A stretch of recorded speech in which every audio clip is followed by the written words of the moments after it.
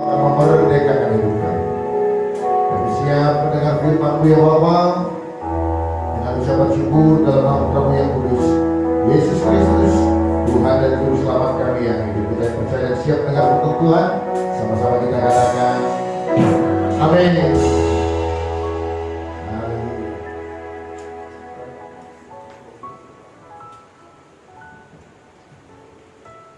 Oke, puji Tuhan. Shalom bagi kita semuanya. Puji Tuhan, kita boleh berkumpul bersama saudara. Hari ini waktunya kita akan mendengarkan firman Tuhan. Saudara, Indonesia pernah mengirimkan pasukan perdamaian ke Kongo. Ya, kira-kira tahun 1970-an gitu ya. Pasukan perdamaian untuk membantu Perserikatan Bangsa-Bangsa dalam memulihkan dalam memulihkan situasi yang ada di Kongo. Waktu itu ada konflik perang saudara. Barangkali ekstensinya bisa ekstensinya dicabut. Tidak ada yang itu. Iya, itu dicabut.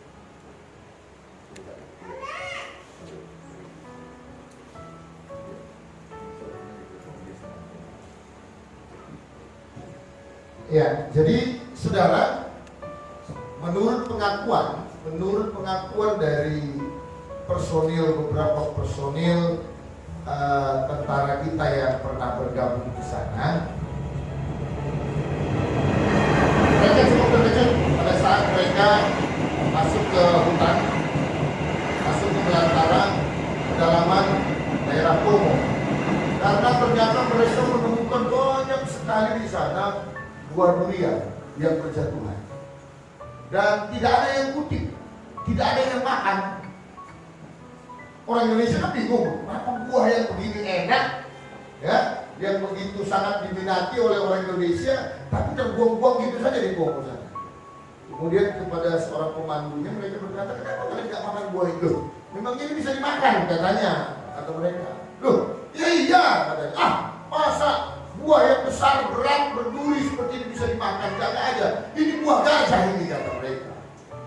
Ini buah yang dimakan oleh gajah, tidak bisa dimakan oleh manusia. Wah, lalu dikasih lihat sama orang Indonesia, dibelah dulu duriannya, dibelah dulu kulitnya, lalu dikupas, kemudian di dalamnya itulah daging duriannya, itulah yang bisa dimakan. Nah saudara, kadang-kadang dalam menghadapi persoalan sama seperti buah durian, ya kan? Yang kita lihat, yang kita yang kita bayangkan adalah sesuatu yang tidak baik saja.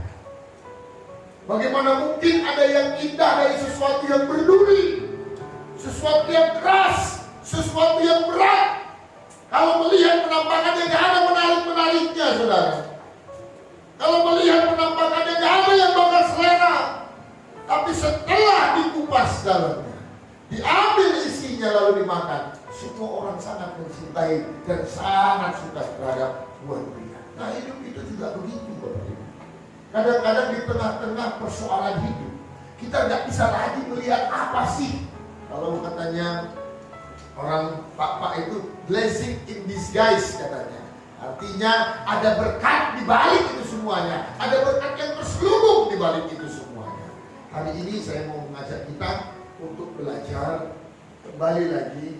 Saya percaya kita menghadapi masa-masa yang sulit bukan saja saat ini, barangkali di hari-hari ke depan akan lebih banyak tantangan, akan lebih banyak persoalan yang kita hadapi. Namun kita harus tetap percaya bahwasanya Tuhan kita berdaulat dalam setiap keadaan hidup kita. Amin. Tuhan berdaulat atas keadaan hidup kita. Dia tidak pernah lepas tangan.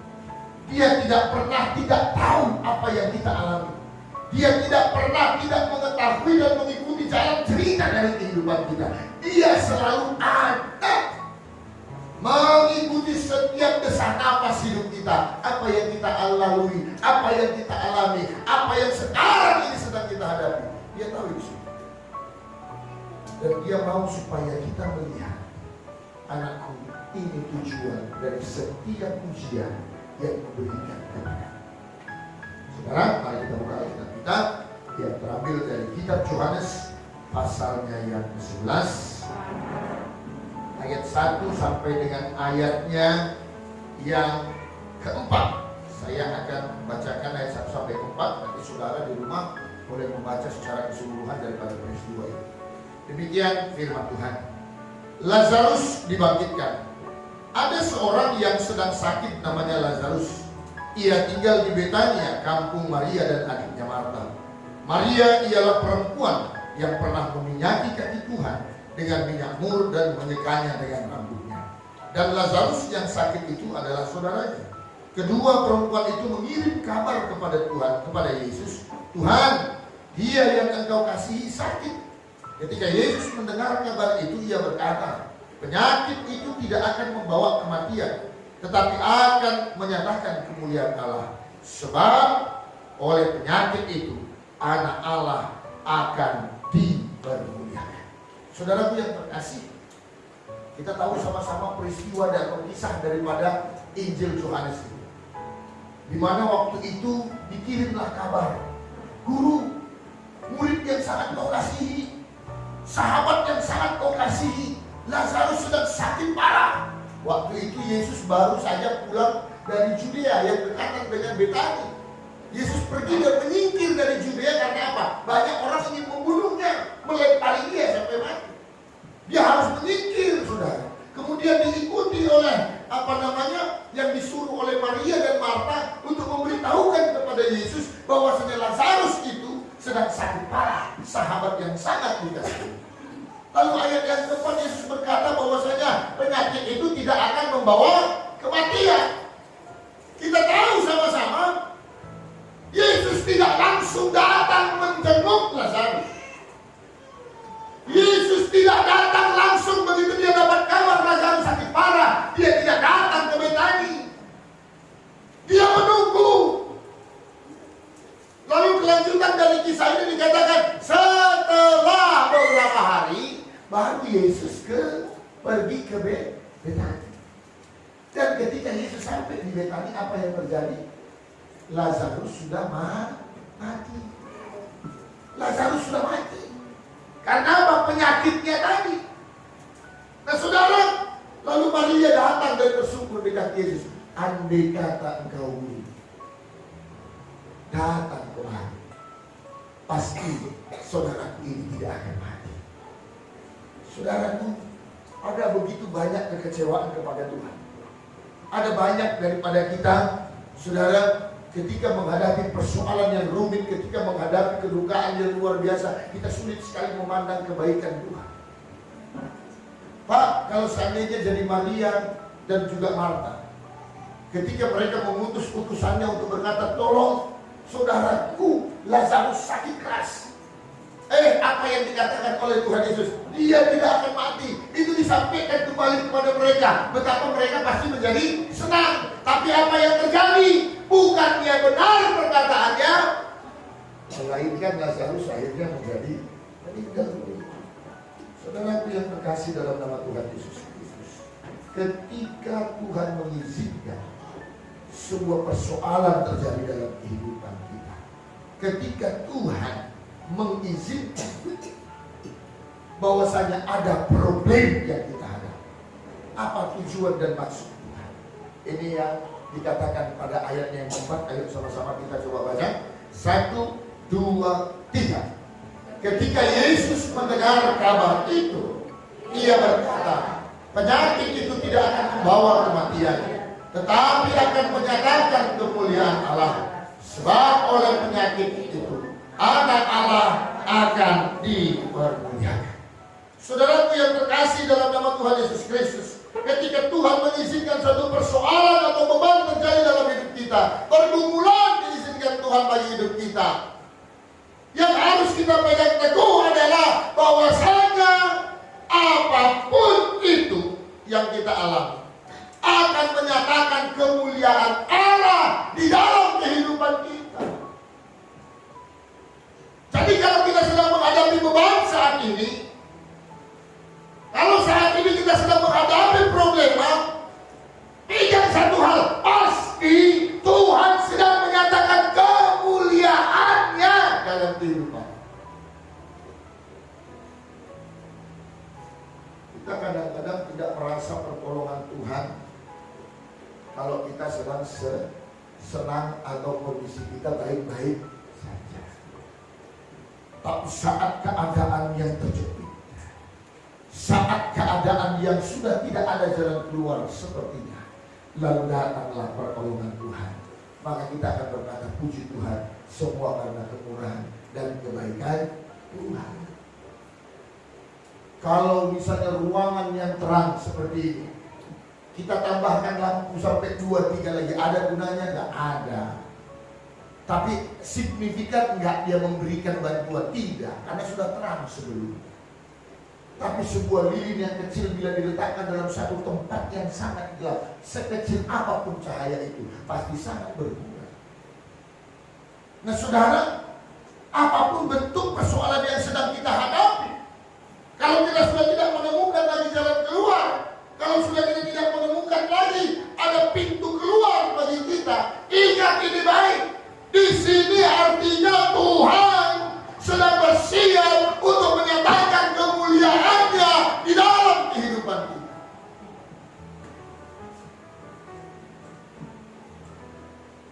Oh, dia tidak akan mati. Penyakit itu akan membawa kemuliaan. Apa yang terjadi, saudara? Lazarus sudah dimakamkan 4 hari. Yesus baru datang. Lalu Yesus bilang, buka itu. Karena kuburan mereka bukan kayak kita. Kuburan mereka di dalam gua dan ditutup oleh batu yang besar, gelombang liang. Geser batunya. Kemudian Yesus berkata, Lazarus, keluar. Dan Lazarus yang waktu itu sudah dibalut dengan kain kafan, akhirnya keluar. Semua orang begitu ketakutan, karena orang berpikir ini pasti zombie, karena orang pasti berpikir bahwa ini pasti hantu. Tetapi ketika dibukanya, dan kemudian Lazarus bilang apa? Aku lapar, kasih dia makan, katanya. Cuma manusia yang lapar, kalau hantu nggak makan lapar dia. Jadi kalau ibu bawa kue-kue di kuburan sana, Anda salah. Hantu nggak makan lagi, ibu. Kalau bisa nih, tapi kuenya habis loh Pak. Enggak. Anak-anak Lazarus itu yang dekat sini yang makan semua. Lumayan dapat kue clover ya kan, lumayan dapat kue mangkok dan sebagainya, enak itu. Manusia yang makan itu, bukan saya. Itu kita manusia habis juga loh Pak. Iya. Diminum sama orang. Bapak Ibu yang terkasih dalam nama Tuhan Yesus Kristus, Tuhan punya rencana dalam setiap hal dalam hidup kita.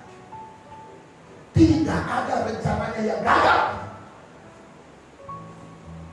Kalau sekarang ini situasi rumit, situasi terjepit, iya ini baik. Oh ya, berarti sebentar lagi Tuhan akan menyatakan kemuliaan dari sini. Tidak akan ada yang spektakuler. Kalau seandainya Lazarus keadaannya masih baik-baik saja, lalu Yesus kembali ke sana, nah iyalah berarti dia tabib kata orang. Oh iyalah, memang dia hebat lah, dikaruniai Tuhan lah. Tetapi saudara yang luar biasa, ada orang yang sudah mati, sudah dinyatakan mati, dan matinya sudah 4 hari, bukan hitungan menit atau jam. Sudah 4 hari dikubur. Artinya memang sudah menjadi bangkai. Tetapi orang itu bisa hidup kembali. Siapa yang menghidupkan kalau seandainya bukan Tuhan? Semua orang akhirnya melihat kemuliaan di sana. Sungguh benar ini anak Allah. Oh iyalah saudara, bangkit, bisa hidup. Yang punya nafas ya Tuhan. Jadi kalau Tuhan mau mengembalikan nafas kepada orang yang sudah mati, orang itu hidup. Hidup dan itu terjadi pada Lazarus. Dan orang melihat bahwa benar dia adalah Tuhan. Saudara, situasi kita yang sulit, situasi kita yang rumit, ini waktunya untuk kembali meningkatkan kepercayaan kita. Tuhan, aku percaya bahwasanya kemuliaan-Mu sebentar lagi akan nyata dalam kehidupan. Bukan waktunya untuk menyalahkan Tuhan. Kenapa hal ini terjadi Tuhan? Kenapa seperti ini yang menimpa kepadaku Tuhan? Kenapa Kau kejam kali apa yang Kau lakukan padaku Tuhan dan sebagainya. Ketika hal yang buruk itu terjadi, kita percaya Tuhan, kemuliaan sebentar lagi akan nyata di dalam kehidupan. Saudara, coba klik ayatnya yang 14, ayat 15 ini. Hal yang kedua, ketika Tuhan izinkan persoalan itu terjadi dalam kehidupan kita, himpitan yang berat itu terjadi atas kita, apa tujuan dan makna Tuhan? Supaya kita boleh mengetahui. Ayat 14 dan ayatnya yang 15, boleh diklik.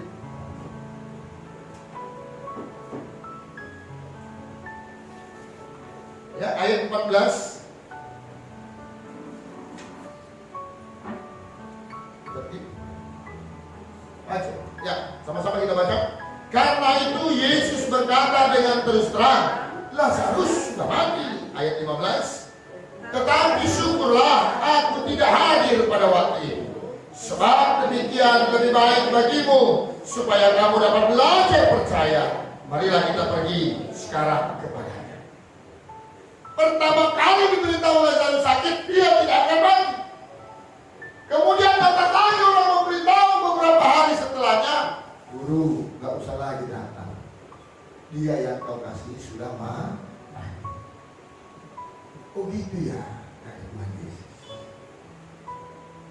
Jadi prinsip Tuhan Yesus itu agak baik ya. Ini juga perlu kita terapkan dalam hidup. Banyak kita, saat orang itu sekarat atau saudara kita sakit, membesuknya kita gak mau. Ya kan? Ada orang, jarang orang kalau misalnya familia sakit di kota Canya sana contohnya, udah sakit keras tuh dia, lalu kita praktek di sana. Enggak. Kita akan datang pada saat dia sudah bermalam pun kita di sana, nginap pun kita di sana. Saudara, tapi sesungguhnya itu sudah harusnya pada saat orang itu hidup, kita berikan dia penghiburan dan kekuatan. Kalau seandainya kehendak Tuhan memang dia akan dipanggil oleh Tuhan, tidak apa. Gitu. Karena kalau udah meninggal, pun datang kita tidak tahu lagi. Sudah selesai urusan. Dan saudara, orang memberitahukan kepada Yesus, tidak usah lagi datang, sebab dia yang kau kasih itu sudah mati. Tetapi Yesus lakukan apa? Oh iya, udah mati dia. Kalau begitu ini waktunya, berangkat kita. Orang bingung semua murid-muridnya. Mana ini? Waktu sakit dia tidak datang, waktu meninggal dia datang. Lalu apa kata Tuhan Yesus? Ini yang menjadi berkat buat kita. Tetapi syukurlah aku tidak hadir pada waktu itu, sebab demikian lebih baik bagimu, supaya kamu dapat belajar. Supaya kamu dapat belajar percaya. Supaya kamu dapat belajar percaya. Orsea, kata orang Batak. Saudaraku yang terkasih dalam nama Tuhan Yesus Kristus, hal yang kedua yang menjadi pelajaran buat kita, persoalan yang kita alami akan membuat kita belajar kepada, percaya kepada Tuhan. Apapun sudah. Ini bagian dari pelajaran supaya kita menjadi orang yang percaya. Ini menjadi bagian bagi kita untuk memperlengkapi kita menjadi semakin beriman kepada Tuhan.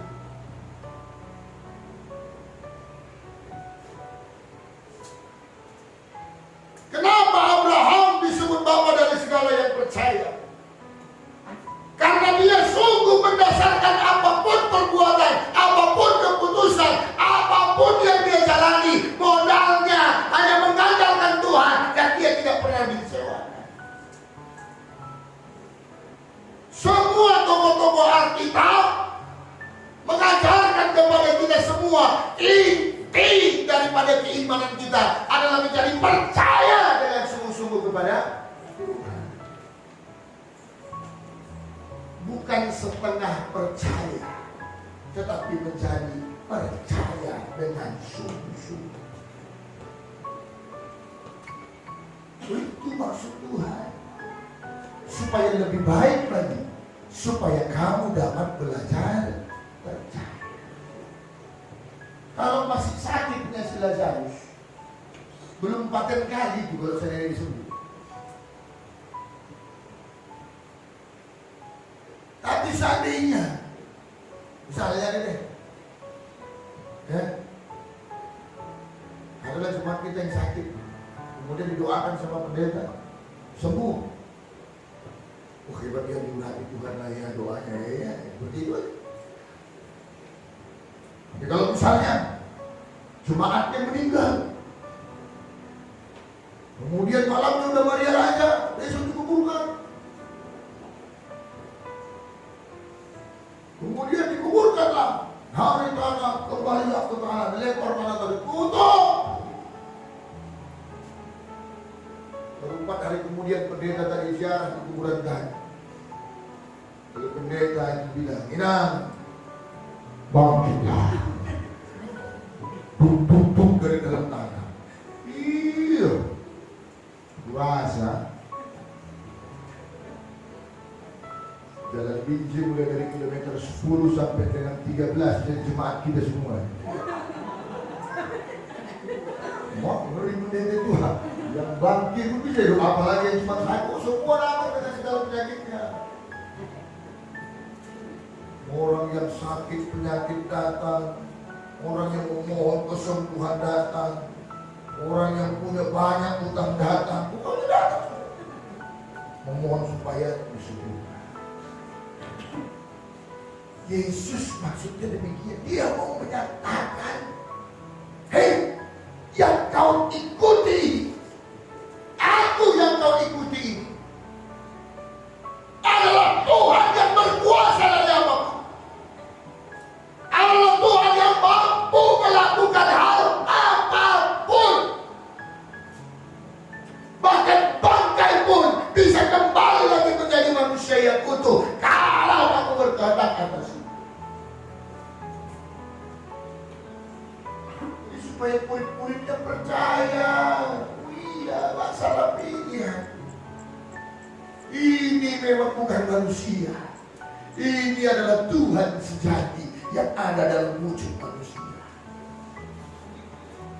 Kita jangan hanya berkata Tuhan, Tuhan, oh haleluya Tuhan. Saat diberkati saja. Saat susah, padahal sama Tuhan gak ada ruginya. Kita mau percaya ya syukur, baik buat kita. Gak percaya juga gak ada ngaruhnya sama Tuhan. Karena Tuhan bukan anggota DPR yang sangat butuh suaramu untuk mencoblos dia di periode berikutnya. Tanpa suara kita pun gak ada masalah buat Tuhan. Yang rugi di mana? Di kita. Kau rajin beribadah, yang diberkati dirimu. Kau setia untuk berjalan bersama dengan Tuhan, yang diberkati dirimu. Kalau kau gak mau datang pada Tuhan, kalau kau tak mau setia pada Tuhan, yang rugi juga dirimu. Berkat tak ada, mukjizat yang dinyatakan, ya itu bisa kita juga. Dari persoalan itu Tuhan mengajarkan, ayo belajarlah jadi orang yang percaya. Jadi gimana kira-kira? Kalau seandainya jadi kitoknya si Lazarus ini tadi lah ya, entah si Maria ataupun si Marta itu kan, misalnya besok lusa ada problem ekonomi, cicilan misalnya, cicilan kompor nggak ada duitnya, udah mau jadi jatuh tempo. Kira-kira si Marta bakal, aduh gimana ini, dari mana aku cari? Kira-kira Marta bakal begitu? Kalau seandainya orang yang benar cara berpikirnya, baru saja aku melihat itokku yang jadi bangkit pun hidup lagi, masa cicilan kompor itu yang jadi membuat aku susah, Tuhan pasti akan cukupkan itu. Yang mati aja bisa bangkit, masa yang persoalan hidupku, persoalan yang kecil, persoalan yang bagi Tuhan yang maha kaya tidak ada apa-apanya, pasti Tuhan akan berikan jalan buat. Harusnya begitu. Amin Bapak Ibu. Makanya jangan lupakan perbuatan Tuhan. Jangan bulan demi bulan selalu stres, bulan demi bulan selalu stres. Padahal bulan lalu Tuhan tolong, bulan ini takut lagi, stres lagi. 2 bulan yang lalu Tuhan tolong, masa bulan ini takut lagi, stres lagi. Bingung Tuhan ngajarin kita, kayak mana lagi? Apalagi yang harus dibuat? Jangan kau takut, jangan kau menjadi getar. Percayalah, aku melakukan perkara yang besar dalam kehidupan. Lalu yang ketiga, pelajaran yang didapatkan, yang Tuhan mau supaya kita dapatkan melalui persoalan yang terjadi dalam kehidupan kita, adalah ayat yang 32. Ayat 32, pasal 11 ayat 32. Di mana maksudnya adalah persoalan yang kita alami menjadi momentum untuk kita kembali dekat dengan Tuhan. Ayat 32, sama-sama coba kita baca. Setibanya Maria di tempat Yesus berada dan melihat dia, tersungkurlah ia di depan kakinya dan berkata kepadanya, Tuhan, sekiranya engkau ada di sini, saudaraku pasti tidak mati. Dari persoalan yang kita alami, dari pergumulan yang kau hadapi, Tuhan mau menjadikan ini waktunya buatmu untuk mendekat kepada. Kalau kadang tenang-tenang saja, jarang orang ingat sama Tuhan, Bapak Ibu. Betul ya? Tapi saat keadaan yang sulit, saat keadaan terjepit, disitulah pada akhirnya kita akan melihat bagaimana tangan Tuhan menolong. Amin, Bapak Ibu. Ini bukti, fakta.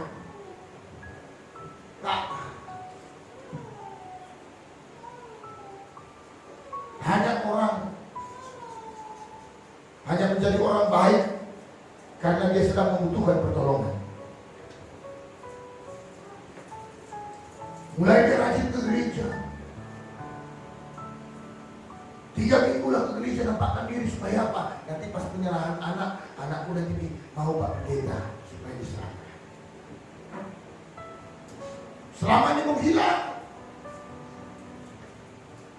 Tiba-tiba ada angin, gak ada hujan, tiba-tiba muncul kembali. Supaya apa? Oh, nanti dipasu-pasu anakku di sini, biar mau Pak Gembala sama majelis semua nanti menyetujuinya. Muncul. Udah dipasu-pasu, menjelang lagi. Bukan apa? Kemudian muncul lagi, muncul di permukaan. Jadi gini Pak Gembala, dia ini kan dulu nikahnya cuma adalah suaminya salah pilih, juga dibalik suaminya, jadi suaminya, jadi cuma adalah Pak Gembala.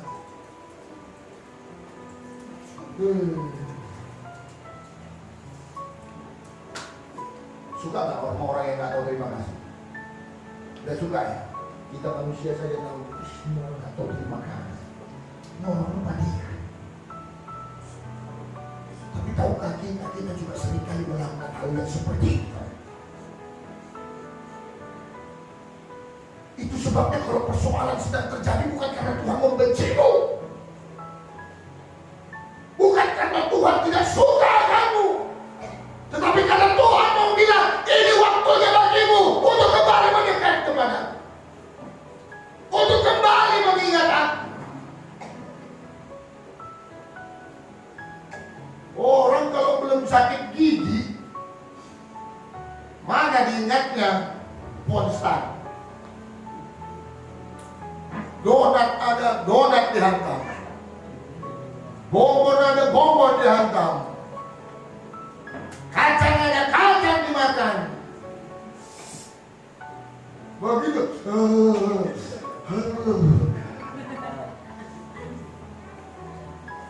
Ingat konstan, ingat pula sama Tuhan. Ya.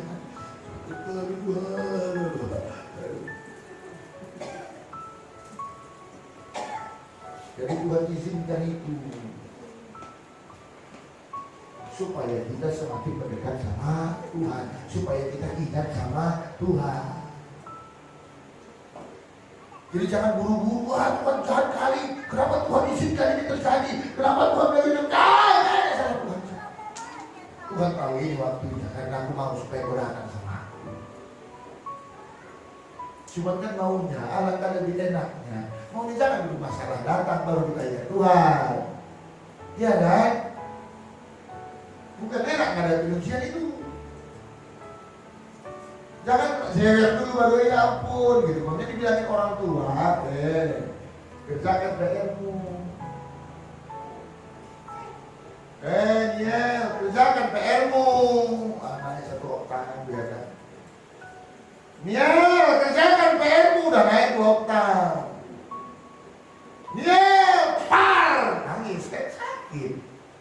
Dibilang baik-baik kenapa gak ngomong? Tapi bukan karena kebencian, tetapi karena Tuhan sangat mengasihi kita. Dia tidak mau satu pun dari kita terhilang dari hadapannya. Jadi ketiga hal inilah yang harus kita sadari. Inilah blessing in disguise. Inilah berkat terselubung yang Tuhan mau sediakan buat kita semua.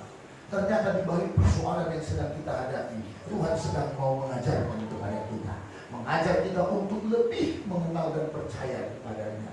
Mengajar kita supaya kita semakin mengandalkan Tuhan dan menyatakan bahwasanya masalah ini akan membuat kemuliaan Tuhan akan nyata dalam kehidupan. Dan yang terakhir, bahwasanya masalah dan persoalan yang diizinkan Tuhan hari ini adalah waktu bagi saya untuk kembali mendekat, kembali lagi kepada jalan Tuhan, kembali seperti yang diinginkan Tuhan di dalam kehidupan. Tuhan kita itu baik, Yesus kita itu sangat mengasihi kita.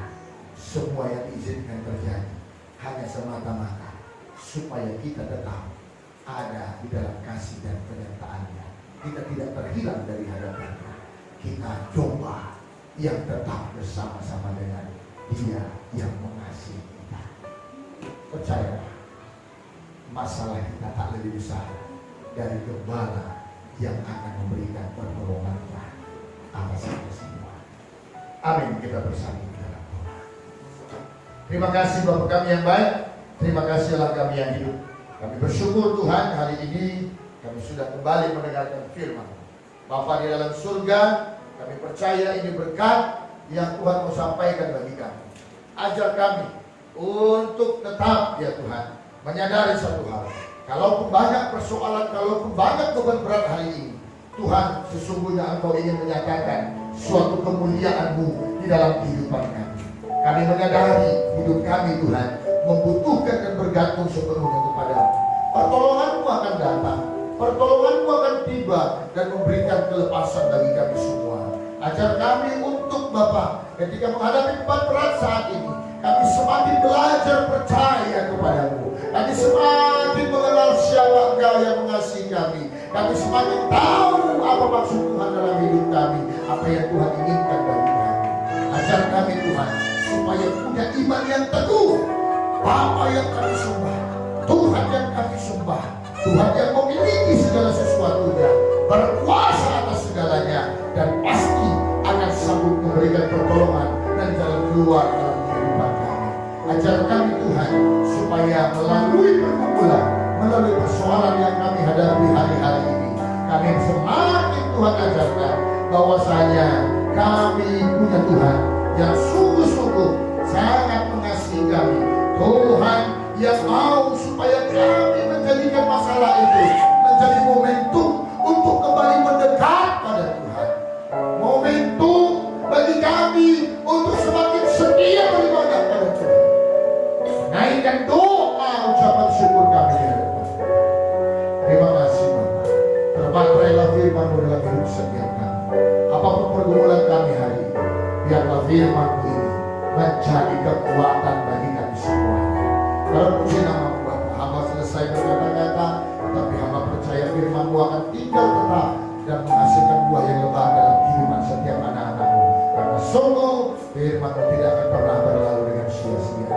Terima kasih Tuhan Yesus, terima kasih Roh Kudus. Kami Bapa, dan kami akhiri memberikan firman-Mu siang ini. Kudus. Yesus Kristus Tuhan dan Juru Selamat kami yang hidup.